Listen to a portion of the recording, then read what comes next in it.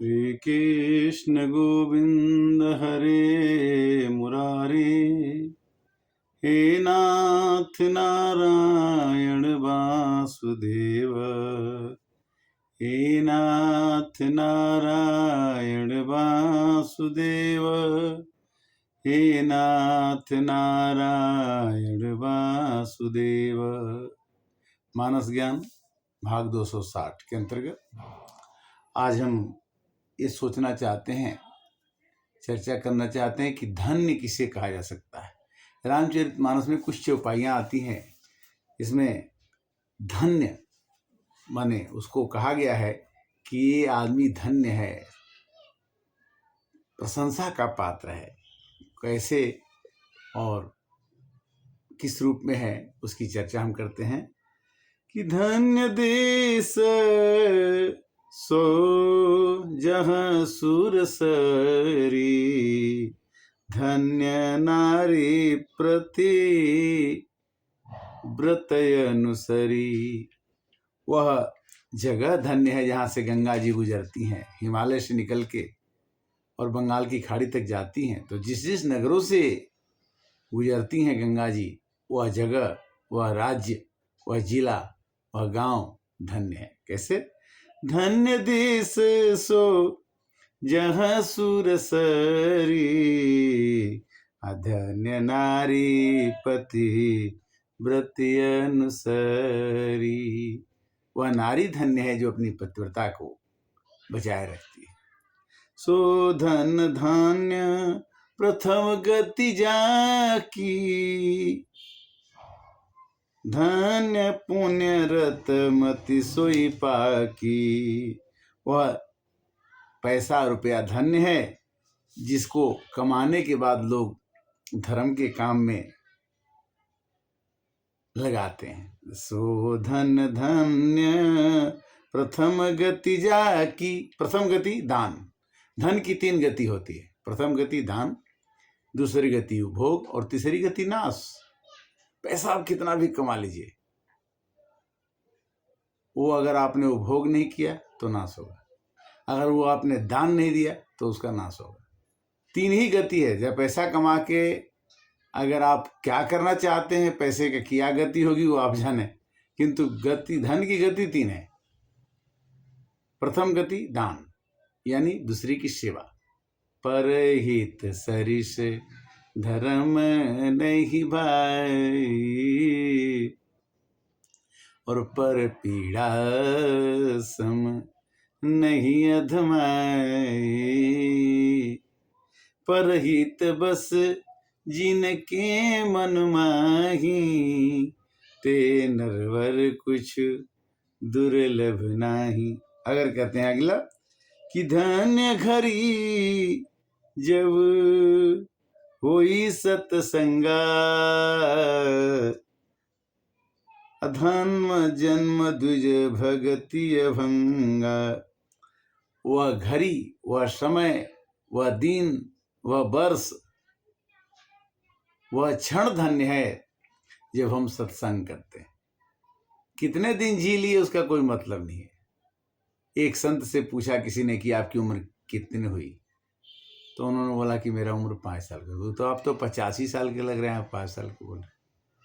उन्होंने कहा कि मैं 80 साल तो अपने गृहस्थी जीवन में और अपने कई कामों में लगाए, 80 साल के बाद मैंने 5 साल से सत्संग में हूँ, तो यही मेरी जिंदगी 5 साल की मानी जाएगी। बाकी तो हमने अपने कर्तव्य किए। तो भगवान की भक्ति में जो हम जीवन बिताते हैं, वो कहते हैं कि धन्य घड़ी सोई जब सत्संग, अधन्य जन्म द्विज भगति अभंगा। जब आपके अंदर भक्ति आ जाए तो जन्म धन्य हो जाता है। धन्य शब्द का मतलब है कि बिनु सत्संग न हरि कथा, ते ही बिनु मोहन भाग। मोह गए बिनु राम पद, होई न दृढ़ अनुराग। भगवान की कथा कहना, सुनना, समझना, और दूसरे से सुना देना ये बहुत ही कठिन काम है। धन संपत्ति और संपदा नीचों के गृह होए, संत समागम हरि कथा तुलसी दुर्लभ दो। संसार में संतों की संत समागम, संतों से मिलना और हरि की कथा सुन लेना, मिल जाओ तो भी फायदे की चीज है। अगर संत मिलेगा तो आपको फायदा ही होगा। अगर वो संत मिलके और आपको हरि की कथा सुना देता है तो ये दोनों चीजों की दुर्लभता आपको मिट जाएगी और आप जीवन का आनंद पा सकते हैं।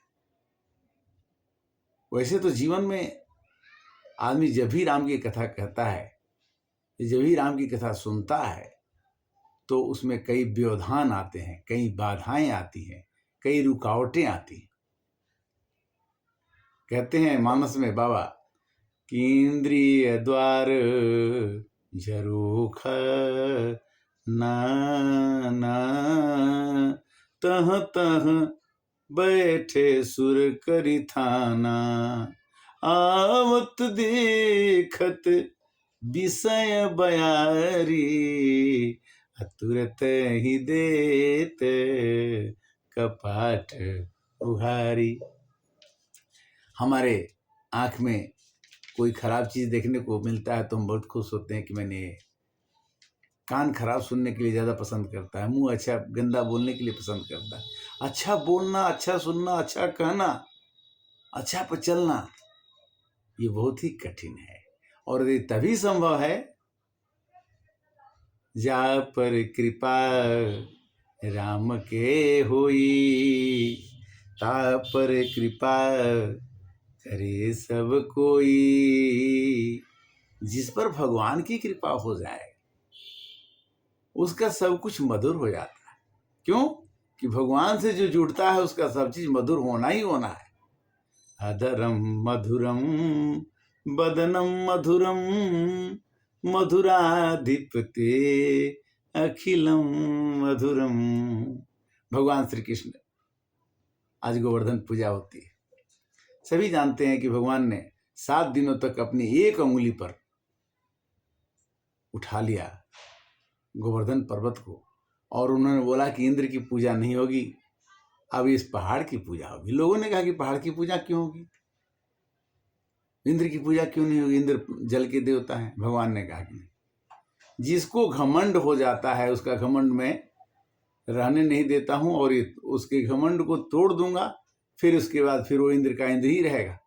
तो मनुष्य के अंदर जब भी घमंड आता है, जब भी अभिमान आता है, तो भगवान उस समय उस मनुष्य का साथ छोड़ देते। रावण बहुत ही ज्ञानी था, बहुत ही प्रखंड विद्वान था। जब शंकर भगवान उसके साथ थे, शंकर भगवान से जो कहता था हो जाता। किंतु जब रावण अनीति पर चलने लगा तो भगवान ने कहा कि अब मैं क्या करूं, जब तुम अनीति पर चलोगे तो उसका तो भाल तुमको भोगना ही पड़ेगा। और धन्य कौन है? सो कुल धन्य उमा सुनो, जगत पूज्य सुपुनीत, श्री रघुबीर परायण, नर नर उपज पुनीत। हे उमा, हे पार्वती, शंकर भगवान जी पार्वती से सुनाते कि हे उमा, वह कुल धन्य है, वह वंश धन्य है, वो परिवार धन्य है जिसमें भगवान की चर्चा करने वाला कोई हो। भगवान की चर्चा कहने वाला, करने वाला, सुनने वाला, सुनाने वाला जिस कुल में होगा, वो कुल जो है पवित्र हो जाता है, सुपुनीत हो जाता है। पुनीत नहीं, पुनीत के ऊपर उठ जाता है, और जगत में माने संसार में उस कुल को लोग पूजने लगते हैं। तुलसीदास जी के जो पैदा हुए, गोद लिए तुलसी फिरे, तुलसी से सुत हुए। और तुलसीदास जी का जन्म हुआ और उनको लोगों ने कहा कि ये तो अपने माँ बाप को देखेंगे तो माँ बाप में से कोई मर जाएगा, इनका नक्षत्र अच्छा नहीं है, इनको अपने घर नहीं रखना चाहिए। तो उसको तुलसीदास जी को किसी उनकी धाय ने पालन पोषण किया, और पालन पोषण करने के बाद उनमें तीव्र ज्ञान की लालसा होने लगी। धीरे धीरे उनके पत्नी के ऐसा पढ़ी लिखी थी, तो उसे उन्होंने ज्ञान दिया जिससे कि वो भगवान के चरणों में उनकी विनीति लग गई और वो रामचरितमानस लिख दिए। इस तरह से हम लोगों के सामने वाल्मीकि रामायण आ गया। इसी तरह से हमारे सामने श्रीमद् भागवत गीता सुखदेव जी द्वारा, श्री व्यास जी द्वारा रचित मिल गया। तो जो भी चीज़ हमें मिलता है परंपरा से, उसे हमें ग्रहण करने की क्षमता होनी चाहिए। धन्य तो लक्ष्मण जी भी थे। भाई तो 4 थे, किंतु लक्ष्मण जी क्यों गए राम जी के साथ? भरत जी ने क्या कहा लक्ष्मण जी के लिए कि यह धन्य लक्ष्मण बड़ भागी, और राम पदार बिंदु अनुरागी। धन्य वही होता है जो अपने जीवन के क्षणों में से निकाल करके भगवान का नाम का जप, भगवान के नाम को याद करना, स्वाध्याय द्वारा अच्छी पुस्तकों को पढ़ के अपने जीवन में अपना ही जीवन, अपने आत्मा को ही रक्षा कर लेना। दूसरे की आत्मा को बचाने की जरूरत नहीं। अपना ही मन अगर सुंदर हो जाए तो दूसरे का मन आपके देख करके, आपसे समझ करके बन सकता है। मोरे मन दर्पण कहलाए, मन ही देवता मन ही ईश्वर, मन से बड़ा न कोई। मन से बड़ा कोई नहीं है।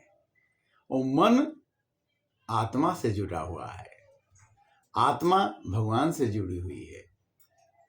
तो खुराक, हर एक चीज एक दूसरे से जुड़ी हुई है। प्रकृति न रहे तो ये संसार नहीं हो सकता।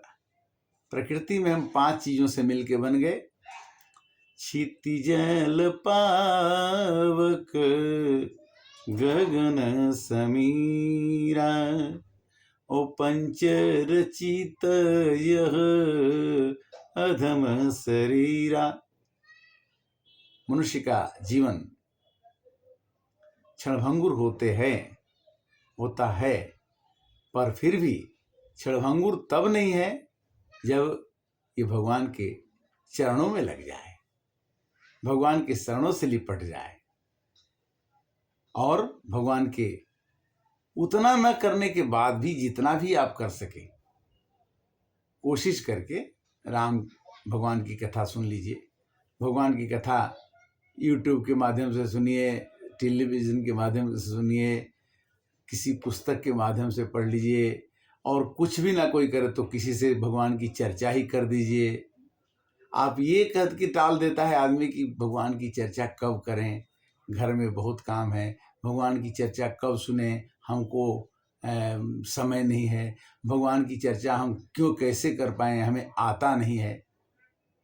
तो जब हम बचपन में पैदा होते हैं तो हमारा वजन 2 किलो होता है, उसके बाद हम 8 किलो, 10 किलो, 50 किलो, 60 किलो हो जाते हैं, और ये शरीर धीरे धीरे अपने रूप में आ जाता है। और कहने का मतलब है कि कब ये बूढ़ा जाता है और ये कब ये संसार से चला जाता है तभी पता नहीं चलता। बचपन कब बीता ये पता नहीं चला, जवानी कब बीत गई ये पता नहीं चला, अब बुढ़ापा कब बीत जाएगा ये भी पता नहीं चलेगा। किंतु जब तक हमारे मन में अच्छा करने की आदत नहीं लगेगी, आदत बुरी सुधार लो, यह हो गया भजन। अपनी आदतों को सुधार लेने से, हमारी आदतों में गड़बड़ी थी और अब न होगी, इसकी जिम्मा भगवान से ये कहना कि हे प्रभु, अब मेरे से कोई गलती ना हो, मैं अब आपके शरण में आ जाऊं। मन बीणा की तारे टूटी, अब का गीत सुनाऊं, और मैली चादर ओढ़ के कैसे द्वार तुम्हारे आऊं। राम की कथा हमें सुनते सुनते जब मन भर गया तो कहने की भी धीरे धीरे बात आने लगी। और हम उसके पात्र नहीं हैं, नहीं थे, और जब तक भगवान की कृपा नहीं होगी तब हो पाएंगे। अब कथा का विश्राम यहीं पर होगा। 261 भाग में फिर आपसे मिलेंगे। तब तक के लिए हरे राम राम राम सीताराम राम राम।